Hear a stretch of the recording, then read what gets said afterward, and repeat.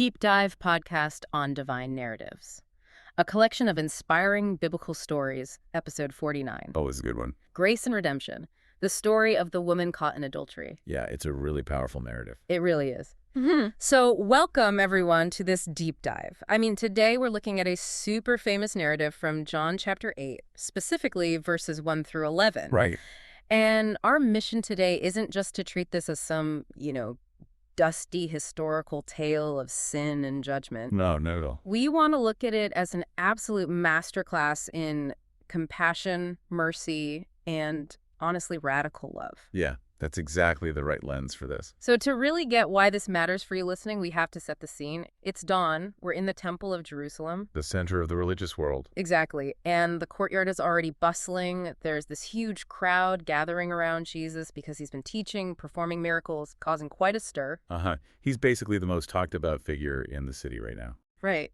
And right in the middle of this, the religious leaders, the scribes and Pharisees, they march in and throw a woman into the center of the crowd. It's just so aggressive. It is. And the way they approach this, it's basically like a really high-stakes, inescapable gotcha interview. Oh, totally. That's a great way to put it. Like, they aren't there for justice. They are literally using a human life as a prop to spring a trap. Yeah. A pawn in their political game. What's fascinating here is the calculated nature of that trap. It is so brilliantly, cynically engineered. Because they have a specific question for him, right? Exactly. They say, Moses' law commands us to stone such women. What do you say? And this is the core dilemma. Moses' law commands stoning. Right. But if Jesus shows mercy, he openly breaks that sacred law. Which would ruin his credibility with the people. Yes, it's a calculated effort to force him to choose between upholding the ancient law and his own message of grace. And there's also the Roman angle to this too, isn't there? Yeah, definitely. The Romans occupied Jerusalem, and they reserved the right to execute people. So if Jesus says, yes, stone her, he's inciting a mob to break Roman law. Wow. So he either gets arrested by the Romans or canceled by the religious establishment? Precisely. It is a total lose-lose. Man, when you are backed into a corner like that with a loud, demanding crowd screaming at you? Yeah. Human nature dictates fight or flight. You yell back or you run. Right, the adrenaline is just pumping. But the source material shows Jesus doing something entirely unexpected. He really flips the script. He does. So let's look at the action here. The woman is terrified in the center. The leaders are pressing him urgently. And Jesus, he doesn't argue. No. He just bends down and starts writing on the ground with his finger. Which is just wild. He's completely unperturbed. Completely. Okay, let's unpack this because it's such a fascinating mystery in the text. Yeah, it really is. The source material notes he writes in the dirt, but it never actually tells us what he wrote. Right. Scholars have debated that for centuries. Yeah. So putting aside what the words were, why is this specific action of just pausing and acting so calm, why is that so powerful against an urgent mob? Well, think about how a mob works. It thrives on momentum, on escalation. Right. They want a reaction. Exactly. And that pause, it totally deflates the mob's urgency. By ignoring them and focusing on the dirt, he creates this really awkward, agonizing silence. He just kind of grounds all that chaotic energy. Yeah, the adrenaline just hits a brick wall. Yeah. And then he finally stands up. And his ultimate response is just brilliant. The famous line. Yes.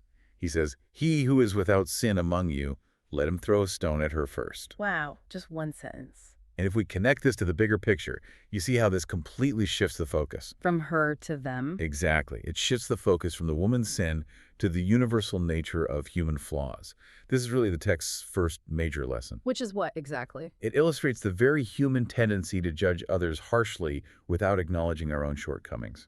Man, that is so true. That single sentence completely alters the power dynamic in the courtyard. It really does. It forces an immediate internal moral inventory. Right. And that leads to this incredibly profound, quiet aftermath. The text says his words just sort of hang heavy in the air. Yeah, the action here is amazing. Slowly, their consciences are pricked, and the accusers actually drop their stones and walk away. One by one. Right. And notably, it says they leave from the oldest to the youngest. Which is a brilliant psychological detail. Here's where it gets really interesting, though, because you go from this deafening noise of judgment. Right, the screaming mob. Yeah, to this quiet intimacy of grace. It's almost like watching a balloon slowly losing air. That's a perfect analogy. The tension just slowly hisses out of the courtyard. And it leaves just Jesus and the woman standing there alone. Just the two of them. And the dialogue breakdown here is just beautiful. Jesus looks up and asks her, "Woman, where are those accusers of yours? Has no one condemned you?" And she's probably still bracing for impact, you know? Right. But she looks around and says, "No one, Lord." The legal case is completely gone. Gone. And then Jesus says, "Neither do I condemn you." I love that part. It highlights the second and third major lessons from the source material. Which are the power of compassion and the gift of forgiveness, right? Exactly.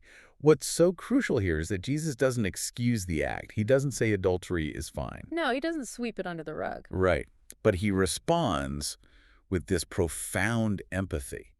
He's affirming that no sin, no matter how public or humiliating, is beyond redemption. It's just a total reset for her life. It is. And for you listening, the text really invites a point of reflection here. Like a discussion question. Yeah. Think about your own life.